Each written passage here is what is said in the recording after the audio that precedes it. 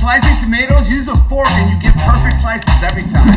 Strawberries, grab a straw and put it right through it. Boom, this way you don't waste anything. When you chop off the end of green onions, don't throw out the roots, just pop them in soil and they'll regrow. If you like your taco shells hard, just grab a tortilla, put it in a glass like this, microwave it for 30 seconds, take it out, and boom, done. Don't pick the leaves of your herbs like this. Instead, put them through the holes on the grater like this. Check this out. Done. When you're boiling something, just put a wooden spatula over the pot and it won't boil over. When you strain water out from a pot, just put the strainer over the pot and boom, done. Get creative with your pizza cutter because it's not just for pizza.